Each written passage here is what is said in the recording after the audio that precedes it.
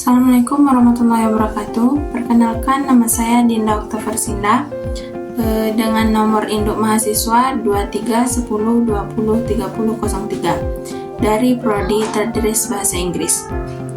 Di sini saya akan menjelaskan makalah saya dengan judul Pendidikan Berbasis Teknologi dengan 4 topik pembahasan, yaitu transformasi digital dalam pendidikan, perkembangan teknologi informasi dan komunikasi (TIK). Yang kedua, ada metode pembelajaran modern, e-learning, blended learning, and platform digital. Kemudian topik pembahasan ketiga ada inovasi teknologi, contoh aplikasi dan software pendukung pembelajaran. Dan yang terakhir ada dampak digitalisasi, pengaruh teknologi terhadap efektivitas pengajaran dan pembelajaran. Pembahasan pertama, pengertian transformasi digital dalam pendidikan. Teknologi adalah alat ampuh yang telah mengubah cara guru mengajar dan cara siswa belajar. Teknologi telah memberikan akses ke pendidikan dan akses ke berbagai cara komunikasi dan bekerja sama. Transformasi digital dalam pendidikan merujuk pada proses integrasi teknologi digital ke dalam semua aspek pembelajaran dan pengelolaan sistem pendidikan. Ini tidak hanya mencangkup penggunaan perangkat seperti komputer, tablet, ataupun proyektor, tetapi juga pemanfaatan perangkat lunak, platform pembelajaran digital, dan jaringan komunikasi untuk menunjang kegiatan belajar mengajar.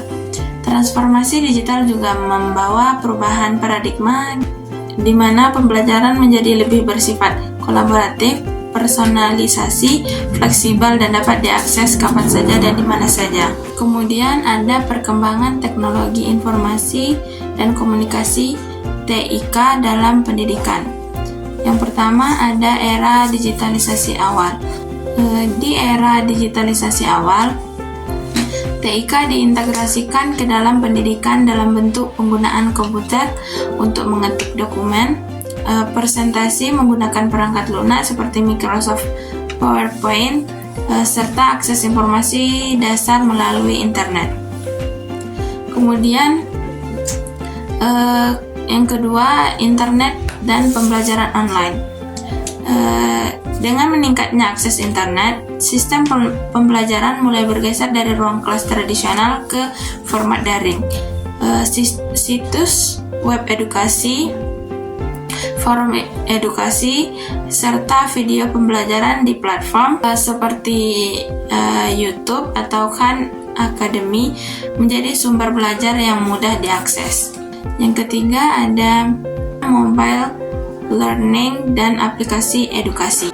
Perkembangan perangkat mobile seperti smartphone dan tablet memperluas akses pendidikan. Aplikasi edukasi memungkinkan siswa belajar secara mandiri dan interaktif, seperti aplikasi populer adalah Duolingo untuk belajar bahasa.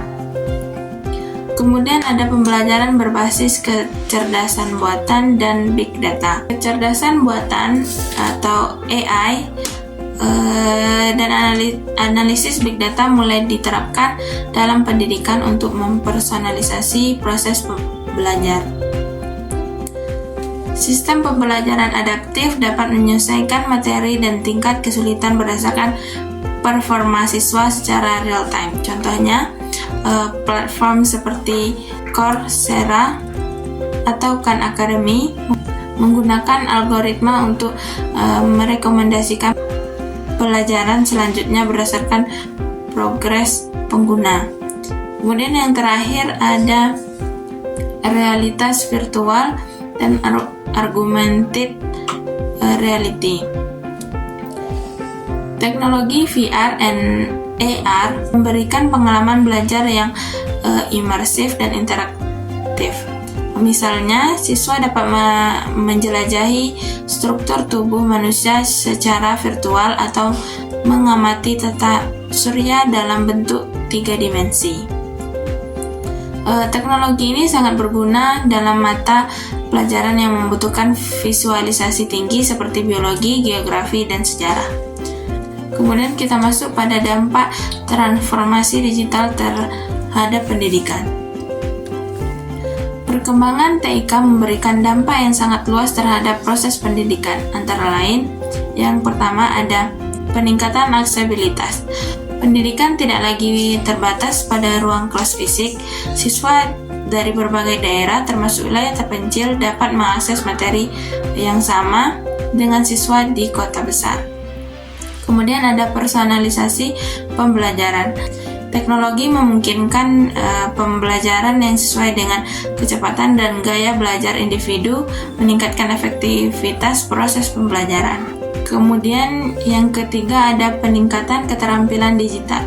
Siswa dan guru semakin terbiasa dengan teknologi, membekali mereka dengan keterampilan digital yang dibutuhkan di dunia kerja masa kini. Kemudian yang terakhir ada efisiensi manajemen pendidikan. Penggunaan sistem digital dalam administrasi sekolah, penilaian, dan pelaporan meningkatkan efisiensi dan transparansi. Selain itu, transformasi ini juga membawa tantangan seperti kesenjangan digital, perlunya pelatihan guru, dan isu keamanan data yang harus ditangani dengan kebijaksanaan yang tepat. Kemudian kita masuk pada materi kedua, yaitu metode pembelajaran modern, e-learning, blended learning, dan platform digital. Yang pertama ada pengertian metode pembelajaran modern. Metode pembelajaran modern merujuk pada pendekatan pembelajaran yang mengintegrasikan teknologi digital untuk menciptakan proses belajar yang lebih fleksibel, efisien, dan sesuai dengan kebutuhan zaman. Berbeda dengan metode konvensional yang terbatas pada interaksi langsung di ruang kelas, metode modern memungkinkan kegiatan belajar mengajar dilakukan secara daring, kombinasi daring dan luring, serta menggunakan berbagai platform digital interaktif. 3 bentuk utama dari metode pembelajaran modern yang paling banyak diterapkan adalah e-learning, blended learning, dan penggunaan platform digital edukatif. Yang pertama ada e-learning atau electronic learning. Yang pertama, pengertian e-learning. E-learning adalah bentuk pembelajaran yang sepenuhnya dilakukan melalui media digital, terutama internet. Dalam e-learning, seluruh proses pembelajaran mulai dari pemberian materi, diskusi, hingga evaluasi dilakukan secara online. Metode ini memungkinkan siswa untuk belajar kapan saja dan di mana saja selama memiliki koneksi internet. Kemudian ada komponen e-learning. E-learning umumnya melibatkan learning management system, yaitu sistem yang mengelola materi, ujian, forum diskusi, dan pelaporan seperti Google Classroom, Moodle, atau Canvas. Kemudian materi interaktif, yaitu video pembelajaran, kuis digital, animasi, dan modul PDF. Dan terakhir ada forum komunikasi, yaitu grup diskusi, live chat, dan video conference menggunakan Zoom, Microsoft Teams, dan lain-lain. Kemudian ada keunggulan e-learning. Ada beberapa keunggulan e-learning, diantaranya fleksibel dan dapat diakses jarak jauh. Yang kedua ada efisien dalam penggunaan sumber daya. Yang ketiga ada mengakomodasi kecepatan belajar masing-masing siswa. Dan yang terakhir dapat mendukung pembelajaran mandiri dan berkelanjutan. Selain itu, e-learning juga memiliki tantangan, di antaranya ketergantungan pada perangkat dan koneksi internet. Kemudian rendahnya motivasi belajar bagi sebagian siswa. Dan yang terakhir ada kurangnya interaksi langsung antar guru dan siswa. Kemudian ada sistem pembelajaran blended learning. Pengertian blended learning. Blended learning adalah pendekatan yang menggabung pembelajaran tatap muka offline dan pembelajaran daring online. Metode ini dirancang untuk mengambil kelebihan dari kedua metode, yaitu interaksi langsung dan fleksibilitas digital. Dalam blended learning, siswa bisa menerima penjelasan langsung dari guru di kelas sekaligus mengakses materi tambahan dan tugas secara online. Kemudian ada model-model blended learning. Beberapa mode yang umum digunakan antara lain rotational model, flipped model, dan flipped classroom. Rotational model yaitu siswa bergantian mengikuti pembelajaran langsung dan daring sesuai jadwal. Kalau flex model, pembelajaran online menjadi utama dan sesi tatap muka dilakukan bila diperlukan. Dan yang terakhir ada flip classroom, siswa mempelajari materi secara mandiri di rumah melalui video atau modul daring, lalu melakukan diskusi dan praktik di kelas. Adapun manfaat blended learning yaitu meningkatkan keterlibatan siswa dalam proses belajar, kemudian mengembangkan kemampuan belajar mandiri. Kemudian blended learning menyediakan waktu kelas yang lebih efektif untuk diskusi dan kegiatan praktis. Dan yang terakhir, mengakomodasi berbagai gaya belajar. Adapun tantangan blended learning, diantaranya perlu perancangan kurikulum dan jadwal yang matang. Tidak semua guru siap secara digital. Kemudian butuh infrastruktur dan pelatihan yang memadai.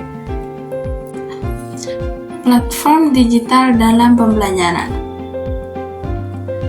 Platform digital dalam pembelajaran adalah aplikasi atau situs yang dirancang untuk mendukung kegiatan belajar baik secara formal di institusi pendidikan maupun informal di luar sekolah. Ada beberapa contoh platform digital populer, yaitu ada Google Classroom, platform LMS gratis dari Google yang terintegrasi dengan Google Documents, Drive, dan Meet. Kemudian ada Edmodo. Aplikasi ini mirip dengan media sosial. Edmodo menghubungkan guru, siswa, dan orang tua dalam lingkungan belajar digital. Kemudian ada Kahoot dan Quizizz. Kahoot dan Quizizz adalah platform kuis interaktif yang meningkatkan keterlibatan siswa melalui gamifikasi. Yang terakhir ada Ruang Guru, Zenius Kuiper. Itu adalah platform edukasi lokal yang menyediakan layanan belajar daring berbasis kurikulum nasional Indonesia. Kita lanjut ke pembahasan selanjutnya, yaitu peran platform digital dalam pendidikan. Yang pertama, platform digital berperan sebagai pendukung pembelajaran kolaboratif dan interaktif. Kemudian, platform digital juga memudahkan evaluasi dan pelaporan kinerja siswa. Selain itu, platform digital juga memperluas sumber belajar melebihi buku teks. Dan platform digital menjangkau siswa dari berbagai latar belakang geografis. Kemudian ada implikasi terhadap peran guru dan siswa. Dalam metode pembelajaran modern, peran guru bergeser dari sebagai satu-satunya sumber ilmu menjadi fasilitator dan pendamping dalam proses pembelajaran. Guru dituntut untuk menguasai teknologi dan mampu merancang pembelajaran yang menarik dan relevan secara digital. Selain itu, siswa pun diharapkan menjadi pembelajar aktif dan mandiri.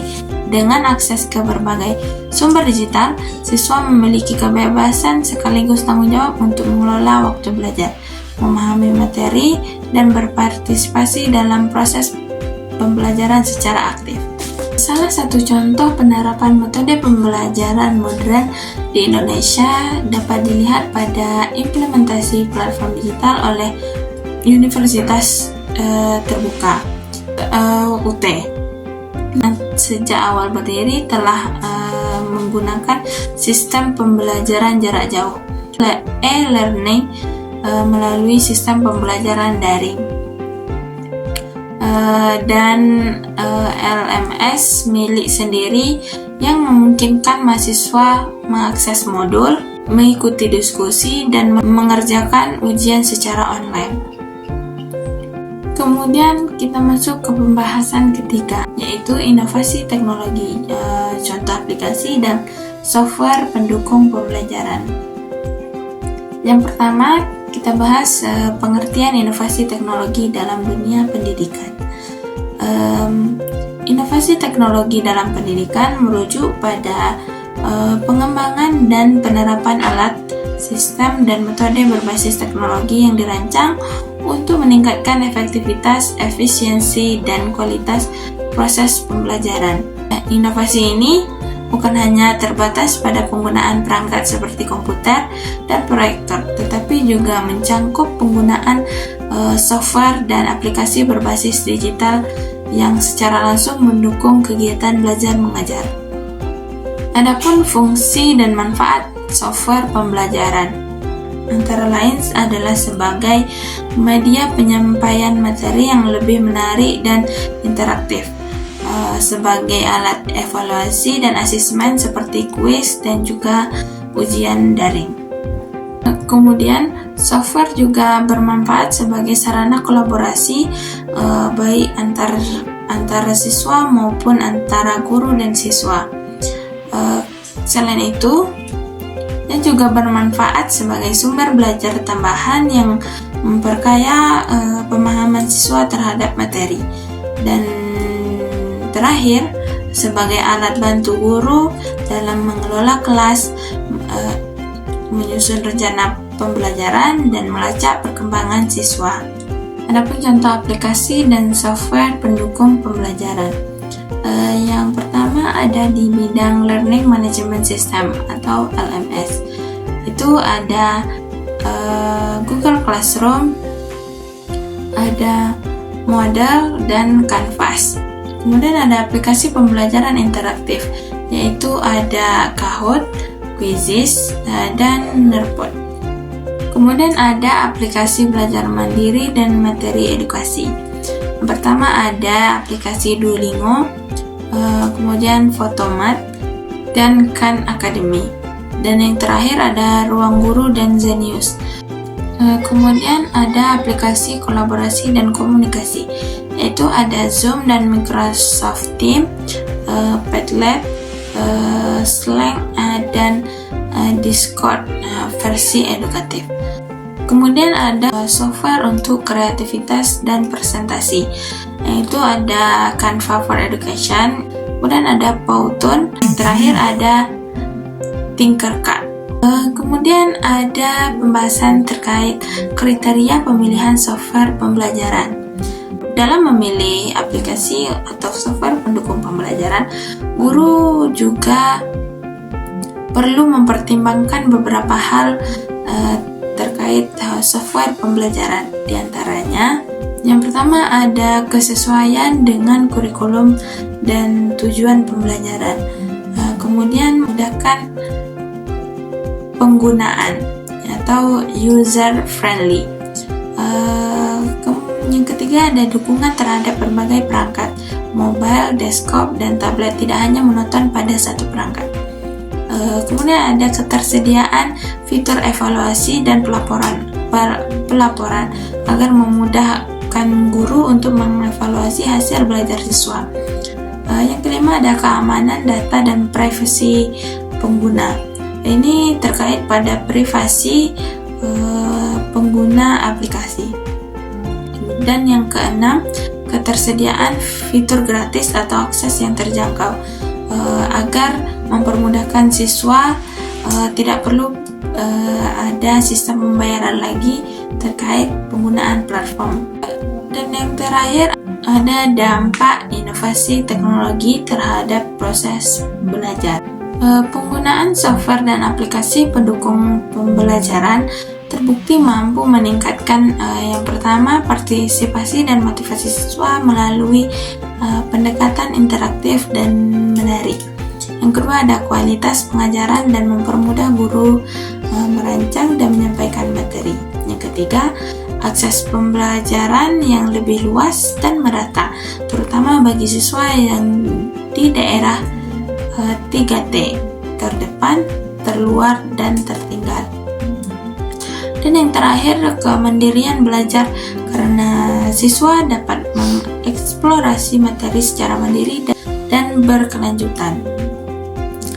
Namun, kesenjangan digital dan keterbatasan akses teknologi masih menjadi tantangan besar yang perlu ditangani secara kolaboratif oleh pemerintah, sekolah, dan masyarakat. Kemudian kita masuk ke pembahasan keempat, yaitu dampak digitalisasi, pengaruh teknologi terhadap efektivitas pengajaran dan pembelajaran. Yang pertama ada pengertian digitalisasi dalam pendidikan. Digitalisasi dalam pendidikan adalah proses pemanfaatan teknologi digital untuk meningkatkan kualitas, akses, dan efisiensi sistem pembelajaran. Ini mencangkup transformasi dari sistem manual atau konvensional menjadi sistem digital, baik dalam hal penyampaian materi, manajemen pembelajaran, evaluasi maupun komunikasi antar siswa, guru, dan orang tua. Digitalisasi bukan hanya soal mengganti buku dengan PDF atau papan tulis dengan layar LCD, melainkan juga mengubah pendidikan menjadi lebih interaktif, kolaboratif, dan terintegrasi dengan data. Kemudian ada pengaruh positif digitalisasi terhadap efektivitas pengajaran dan pembelajaran. Ada beberapa dampak positif yang signifikan terhadap efektivitas pembelajaran dan pengajaran, antara lain meningkatkan aksesibilitas dan fleksibilitas. Kemudian personalisasi pembelajaran. Hal ini mendukung pembelajaran yang lebih personal, yang dapat disesuaikan dengan kebutuhan, minat, dan kemampuan masing-masing siswa. Yang ketiga ada meningkatkan keterlibatan dan motivasi siswa. Penggunaan multimedia interaktif, kuis berbasis game, dan proyek lainnya yang menarik dapat meningkatkan keterlibatan siswa dalam pembelajaran, mempermudah evaluasi dan pengetahuan progres. Guru dapat mudah memantau perkembangan siswa secara real-time melalui sistem digital yang merekam aktivitas belajar, nilai, dan partisipasi siswa. Dampak positif yang terakhir ada meningkatkan efisiensi pengajaran. Dengan teknologi, guru dapat menghemat waktu dan menyiapkan materi, mengelola kelas, dan melakukan administrasi. Penggunaan template digital, sistem manajemen kelas, dan alat kolaboratif sangat membantu dalam manajemen waktu dan tenaga pengajar. Kemudian ada pengaruh negatif dari digitalisasi. Meskipun banyak manfaat digitalisasi, namun hal itu juga membawa tantangan dan dampak negatif yang perlu diperhatikan agar tidak menghambat efektivitas pendidikan. Yang pertama ada kesenjangan akses teknologi. Tidak semua siswa memiliki akses yang sama terhadap perangkat digital dan internet. Ketimpangan ini menciptakan kesenjangan belajar, terutama di kalangan masyarakat berpenghasilan rendah. Kemudian ada ketergantungan terhadap teknologi. Guru dan siswa yang terlalu bergantung pada teknologi cenderung kehilangan keterampilan dasar tertentu, seperti menulis, membaca buku, dan berpikir kritis secara mendalam. Terutama dalam penggunaan AI, siswa menjadi lebih pasif karena terlalu ketergantungan terhadap kecerdasan buatan. Ada tantangan literasi digital. Tidak semua guru dan siswa memiliki literasi digital yang cukup untuk penggunaan teknologi secara efektif. Kemudian ada kurangnya interaksi sosial. Pembelajaran daring yang berkepanjangan dapat mengurangi interaksi sosial dan emosional siswa. Padahal aspek sosial sangat penting dalam perkembangan karakter dan keterampilan komunikasi siswa, terutama pada usia dini dan remaja. Ada gangguan konsentrasi.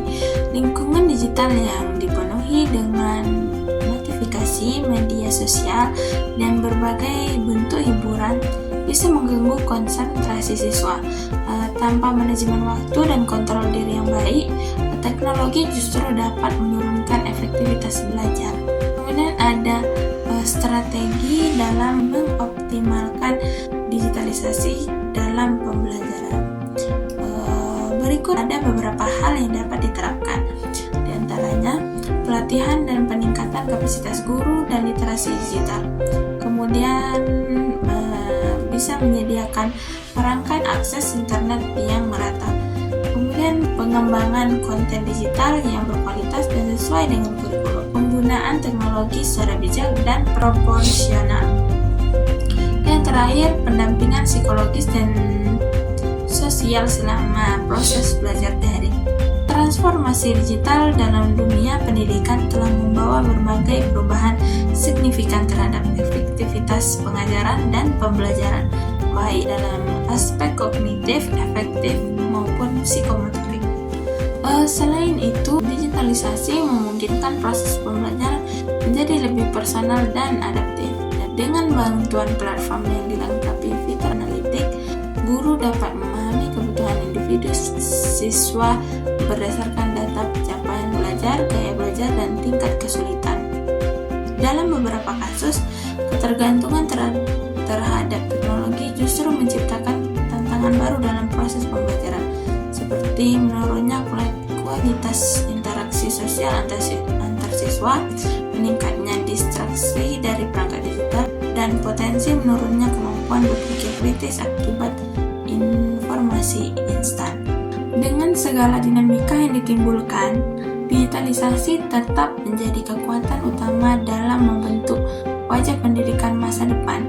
Jika dimanfaatkan secara strategis dan inklusif, teknologi tidak hanya menjadi alat bantu, melainkan mitra pedagogis yang memperluas potensi belajar di segala lini.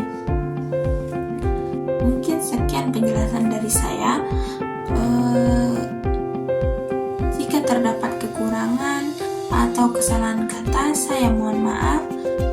Saya akhiri dengan wabillahi taufiq wal hidayah. Wassalamualaikum warahmatullahi wabarakatuh.